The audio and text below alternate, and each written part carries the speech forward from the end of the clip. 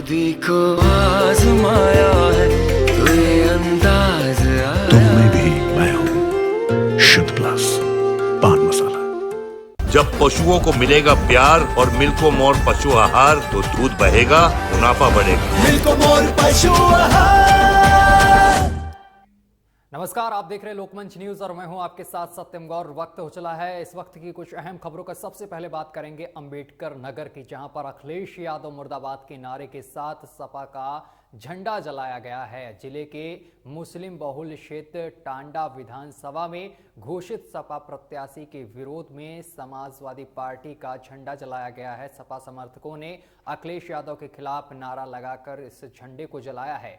सपा ने पूर्व मंत्री राममूर्ति वर्मा को यहां से प्रत्याशी घोषित किया है। इस विधानसभा में 1,15,000 मुस्लिम वोटर हैं और पूरे विधानसभा में हो सपा प्रत्याशी का विरोध हो रहा है।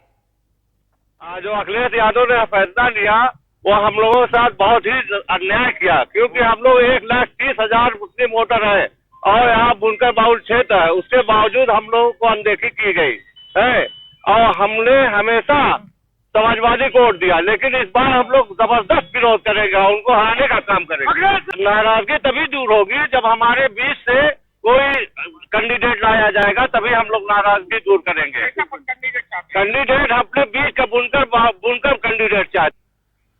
और अगली खबर बस्ती से सामने निकल कर आ रही है। एक तरफ सरकार प्रदेश के किसानों और ग्रामीणों के लिए अनेक योजना चलाकर लाभ दे रही है, लेकिन जिले में खनन माफिया इतने सक्रिय हो गए हैं कि उनको सरकार या जिले में जिम्मेदारों का कोई भी भय नजर नहीं आ रहा है। एक तरफ चुनाव आचार संहिता लागू होने के बाद भी जिले में पुलिस और खनन विभाग के अधिकारियों को खनन माफिया खुली चेतावनी देते हुए नजर आ रहे हैं। तस्वीरें हम आपको बस्ती की दिखा रहे हैं, जहां पर आपको बताते चले कि धड़ल्ले से खनन किया जा रहा है। तलहटी में जो खनन हो रहा है वो अवैध तरीके से दोनों किनारों को जो है काट करके किया जा रहा है। यहाँ समूहपुर, खेमराजपुर, कन्हईपुर, नरसिंहपुर, पकड़ी संग्राम, लकड़ी दूबे आदि गांवों में कट जाने का खतरा बढ़ गया है और यहाँ सारे लोग धरने पे बैठे हुए हैं। जब तक प्रशासनिक रूप से कोई उचित कार्यवाही नहीं की जाएगी तब तक ये लोग धरने से हटेंगे नहीं और एनजीटी के नियमों के विरुद्ध कार्य किया जा रहा है, जिसका सारे ग्रामीण आक्रोशित हैं और उसका पूरी तरह से सामना करेंगे। और मिर्जापुर जिले के चुनार क्षेत्र अंतर्गत शिव शंकरी धाम और परशौधा के बीच रेलवे पर ब्रिज बनने के बाद क्रॉसिंग को बंद कर दिया गया है, जिससे क्षेत्रीय लोगों और किसानों में रोष व्याप्त है।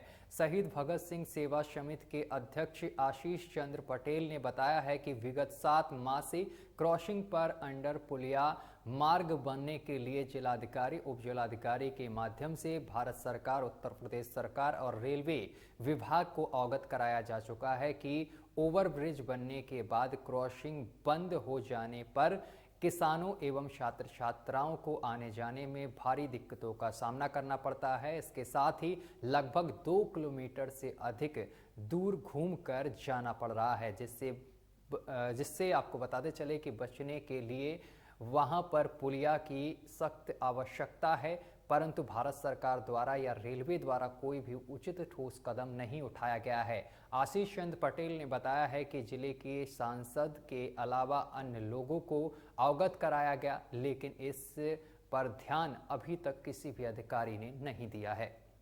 यह है कि रेलवे फाटक बंद हो जाने से कौन सा स्थान है? यह माँ शिव शंकरी धाम रेलवे क्रॉसिंग है। शिव शंकरी धाम परशुधा के बीच का ये प्रसिद्ध स्थान है, माँ शिव शंकरी धाम रेलवे क्रॉसिंग।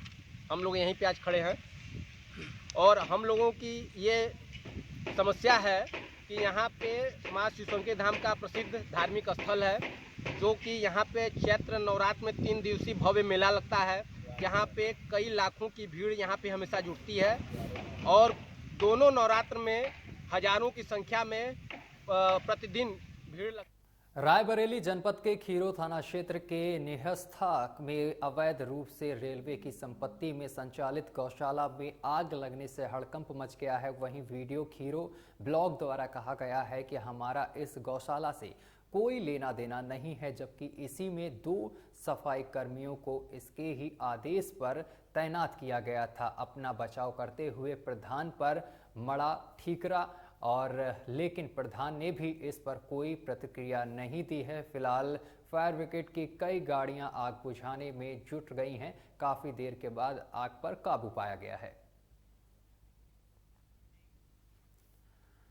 और अगली खबर उन्नाव से सामने निकल कर आ रही है, जहां पर महर्षि वाल्मीकि की तपोस्थली और माता सीता की शरण स्थली व लवकुश महाराज की जन्म स्थली कहा जाने वाली चकलवंशी परियर बिठूर जानकी धाम में सालों से चल रहा था अवैध बालू का खनन का कारोबार। परियर गंगा घाट पर चल रहे सफेद सोने के कारोबार यानी कि बालू खनन पर सालों बाद जिला प्रशासन की नजर टेढ़ी हुई है और मुख्य विकास अधिकारी दिव्यांशु पटेल व उप जिलाधिकारी ने रात को परियर घाट का औचक निरीक्षण किया है। खनन स्थल का दौरा किया है, क्या कमियां पाई गई हैं, क्या कार्रवाई की जा रही? कुछ सूत्रों के द्वारा ये बताया गया था कि यहाँ पर निरंतर रात में भी अवैध रूप से पोकलैंड चलाई जा रही है। इस संबंध में हम लोग बूथ निरीक्षण के लिए निकले हुए थे एसडीएम सदर के साथ। यहाँ पर भी मैंने दौरा किया है और इस दौरान जो है रात में जो है पोकलैंड चलाती हुई मिली है और इस संबंध में माइनिंग अफसर को बुलाया गया है। उनसे जो भी नियमानुसार कार्रवाइयाँ हैं, जो भी उसमें जुर्माना लग सकता है या कोई अन्य कार्रवाई प्रस्तावित है शासनादेश में, शासनादेश के अनुसार नियमानुसार कार्रवाई की जाएगी। लोकमंच की खबर का बड़ा असर हुआ है। उन्नाव जनपद में सालों से चल रहे बालू खनन यानी कि सफेद सोने का कारोबार जो परियर गंगा घाट से किया जा रहा था, यानी कि जो हम कहें तो उन्नाव जनपद जो पौराणिक स्थल है जहां माता सीता की शरण स्थली, लवकुश महाराज की जन्म स्थली और महर्षि वाल्मीकि की तपोस्थली, उस स्थान से सालों से बालू खनन का बड़ा कारोबार किया जा रहा था। और सबसे बड़ी बात यह हो जाती है कि जनपद मुख्यालय से लगभग 15 किलोमीटर दूरी पर यह कारोबार सालों से फल फूल रहा था। कुछ साल पहले जनपद जिलाधिकारी ने करोड़ों का जुर्माना लगा करके इन पर बड़ी कार्रवाई की थी, लेकिन उसके बाद में भी प्रशासन ने आंख में पट्टी कान में तेल डाल के आराम से बैठा हुआ था। जैसे ही विधानसभा चुनाव नजदीक आया, आचार संहिता उनका उल्लंघन किया जा रहा था। रात के समय में गंगा मैया का सीना चीर करके खुलेआम सफेद सोने कारोबार, बालू का कारोबार रात दिन के 24 घंटे किया जा रहा था। इसकी खबर को लोकमंच ने बड़ी प्रमुखता से अपने चैनल पर दिखाया और जनपद के अधिकारियों ने संज्ञान लेते हुए कल देर रात में वहां पर छापेमारी की। छापेमारी के दौरान 4 पोकलैंड मशीन और 2 जेसीबी को सीज कर दिया। वहीं जनपद के दिव्यांशु पटेल जो कि मुख्य विकास अधिकारी हैं, सीडीओ, उनका कहना है कि खनन अधिकारी द्वारा जांच कराई जा रही है कि वाकई में खनन जो किया जा रहा है अवैध रूप से या सही है या गलत है, या फिर जहां पर इनका आवंटन किया गया था क्या खनन या वहीं पर किया जा रहा है।